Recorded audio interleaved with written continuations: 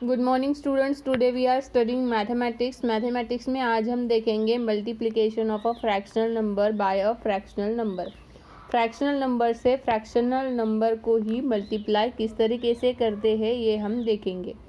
तो ये यहाँ पर पहले देखिए, जैसे ये 1/2 और 1/2 है, तो ये जैसे यहाँ पर किस तरीके से दिया है, यहाँ पे आपको जो डायग्राम्स दी है वो किस तरीके से दी है, ठीक है, आपको अंडरस्टैंडिंग के लिए। ठीक है, तो हम देखते हैं, जैसे ये पूरा बॉक्स है, ठीक है, ये पूरा बॉक्स है,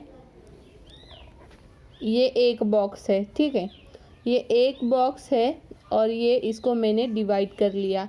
तो ये पूरे एक बॉक्स का ये क्या है, हाफ पोर्शन है और ये क्या है, हाफ पोर्शन है। तो ये हाफ पोर्शन और हाफ पोर्शन मिलके क्या हो जाता है, एक बॉक्स बन जाता है। उसी तरीके से जैसे यहाँ पर दिया है,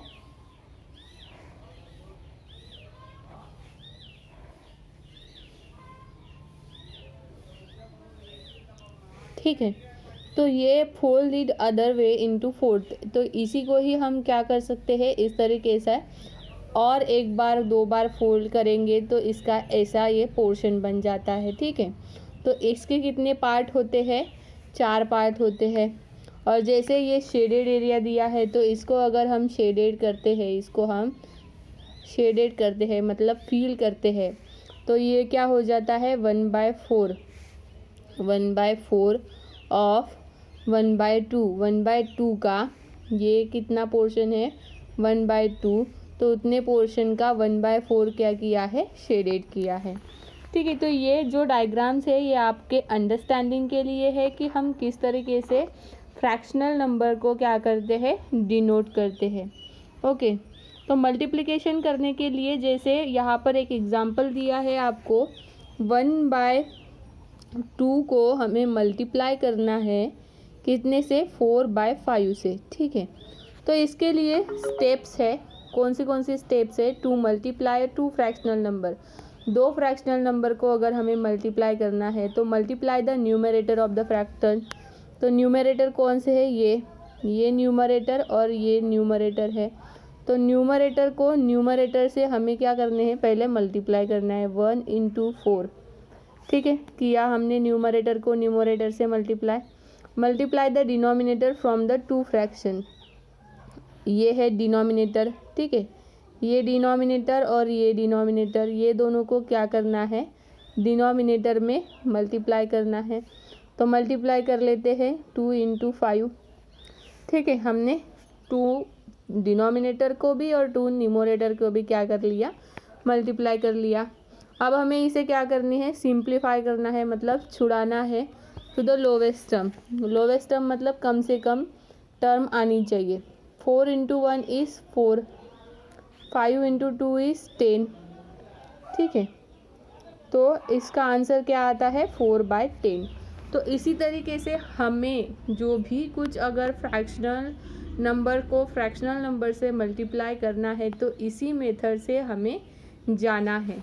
ठीक है, दूसरी एक मेथड है, अगर 5/21 मल्टीप्लाइड बाय 7/10 यहाँ पर दिया है, तो using a short method to cut and simplify, short method करने के लिए, तो यहाँ पे कौन सा ये दिया है, 5/21 मल्टीप्लाइड बाय 7 कितना है वो, 10। ठीक है, 7/10 को मल्टीप्लाई करना है।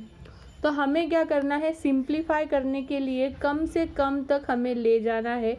अगर इसमें से कोई भी फ्रैक्शन, कोई भी मल्टीप्लिकेशन अगर कटता है तो वो हमें क्या करना है, काटना है। जैसे 7 को हम 3 से मल्टीप्लाई करते हैं तो वो कितना आता है, 7 को अगर 3 से मल्टीप्लाई करते हैं 21 आता है, 7 के इसमें 21 आता है, इसलिए हम यहाँ 3 का भाग देंगे। ठीक है, फिर हम क्या करेंगे, 5/3 मल्टीप्लाइड बाय, अगर यहाँ पर कुछ भी नहीं है तो हमें क्या लेना है, उसे खाली नहीं छोड़ना है, या वैसे के वैसे भी नहीं लेना है, उसके ऊपर या उसके नीचे 1 लेना ही है। मल्टीप्लाई करेंगे फिर हम इसका 5 × 1, न्यूमरेटर को न्यूमरेटर से मल्टीप्लाई करेंगे, डिनोमिनेटर को डिनोमिनेटर से मल्टीप्लाई करेंगे। ठीक है, तो आ जाएगा ये 5 और ये आ जाएगा 30 और ये आ जाएगा 5 और ये आ जाएगा 6। 5 नहीं, यहाँ पर क्या आ जाएगा 1/6। ठीक है, तो इस तरीके से आपको ये क्या करने हैं, सॉल्व करने हैं। थर्ड मेथड है मल्टीप्लाई 3 इंटू 1/5 बाय 3/8। इसको हमें किस तरीके से मल्टीप्लाई करना है। ठीक है, तो ये थर्ड है। जैसे 3 इंटू 1/5 को हमें मल्टीप्लाई करना है कितने से, 1/8 से। ठीक है, तो हमें पहले क्या करना है, ये जो नंबर है ये नंबर को हमें सिंप्लीफाई करना है। किस तरीके से, तो सिंप्लीफाई करने के लिए हमें क्या करना होता है, जो ये जो डिनोमिनेटर है ये डिनोमिनेटर से इसे मल्टीप्लाई करना होता है। ठीक है, हम किस तरीके से करेंगे, 3 इंटू 5, फिर न्यूमरेटर में क्या बचा, 1 बचा। ठीक है, फिर डिनोमिनेटर में क्या है, 5 ही है, मल्टीप्लाइड बाय 1/8 होता है। ठीक है, 3 इंटू 5 कितना होता है, 15। 15 plus 1 is 16 divided by 5 multiplied by 1/8। अब यहाँ पे और सिंप्लीफाई एंड कट होता है इसका, यहाँ पर भाग जाता है 2 से। ठीक है, तो 2/5 मल्टीप्लाइड बाय 1/1। 1/1 मतलब 1 से अगर किसी भी न्यूमरेटर किसी भी फ्रैक्शन को अगर हम क्या करते हैं, मल्टीप्लाई करते हैं, तो वो फ्रैक्शन कितना आता है, उतना ही आता है। इसलिए इसका आंसर आएगा 2/5। तो ये 3 मेथड से हमें क्या करनी है, एक्सरसाइज में जो भी क्वेश्चंस दिए हैं वो क्वेश्चंस हमें सॉल्व करने हैं। ठीक है, तो इसका हम एक एक एग्जाम्पल लेते हैं। जैसे find the product, cancel out common factors whenever possible. अगर कोई पॉसिबल है तो वहाँ से कॉमन फैक्टर्स को कैंसिल करना है। जैसे इसे सिंपली हम देखें तो 2/5 मल्टीप्लाई बाय 1/8 है। 2 के इसमें 8 आता है, तो इसे हम यहाँ पर क्या कर देंगे, 4 कर देंगे। तो यहाँ पर किस तरीके से होगा, मैं सभी प्रॉब्लम्स के एक एक क्वेश्चंस लेती हूँ, आपको बाकी के सॉल्व करने हैं। ठीक है, तो जैसे कौन सा एग्जाम्पल दिया है, 2/5 इंटू 1/8। 2/5 ठीक है, मल्टीप्लाइड बाय 1/8। अब ये 2 से यहाँ पर भाग जाता है 4 का। ठीक है, तो यहाँ पर क्या बचा फिर, 1/5 मल्टीप्लाइड बाय 1/4। 1 इंटू 1 कितना हुआ, 1 इंटू 1 इज़ 1, 4 इंटू 5 इज़ 20। तो इसका आंसर कितना आता है, 1/20। दूसरा है मल्टीप्लाई में 3 इंटू 1/3 बाय 1/5 से क्या करना है, मल्टीप्लाई करना है। 3 इंटू 1/3 मल्टीप्लाइड बाय 1/5 हमें करना है।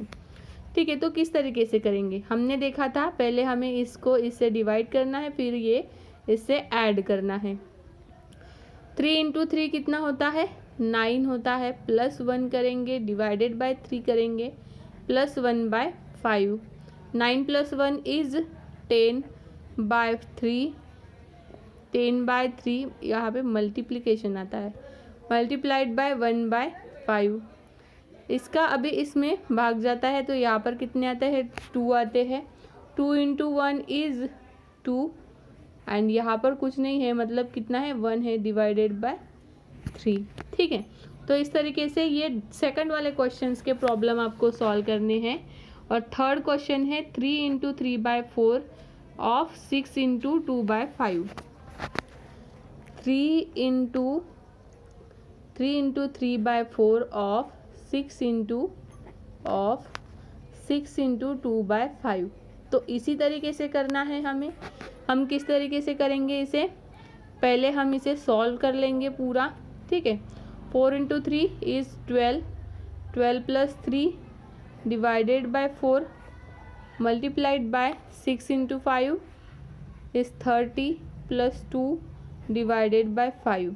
कितना होता है ये, 15/4 मल्टीप्लाइड बाय 32/5 यहाँ पर जाता है।